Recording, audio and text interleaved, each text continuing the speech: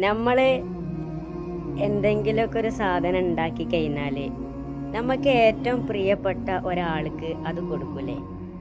അതേപോലെ എനിക്കൊരു സാധനം കിട്ടിയിട്ടുണ്ടില്ലേ,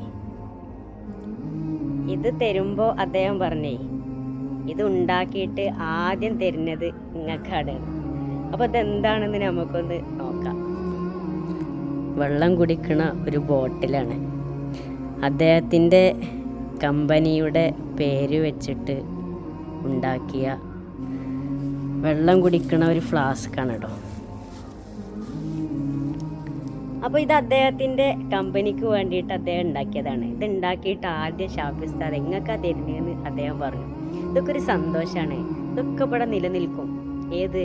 നമ്മൾ മറ്റുള്ളവർക്ക് കൊടുക്കുന്ന ആ കൊടുതികൾ, മറ്റുള്ളവർക്ക് പറഞ്ഞു കൊടുക്കുന്ന ആ ദാനങ്ങൾ, അതൊക്കെ എന്നും ഇവിടെ നിലനിൽക്കും. നമ്മൾ മരിച്ചാലും ഇവിടെ നിലനിൽക്കും.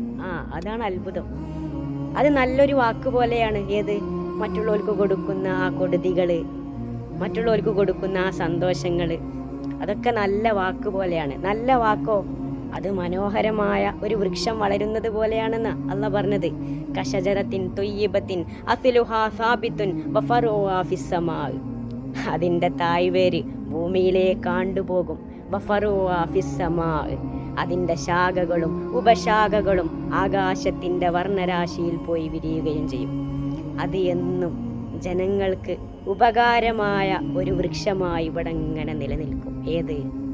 നമ്മൾ മറ്റുള്ളവർക്ക് കൊടുക്കുന്ന സന്തോഷങ്ങൾ, നല്ല വാക്കുകൾ.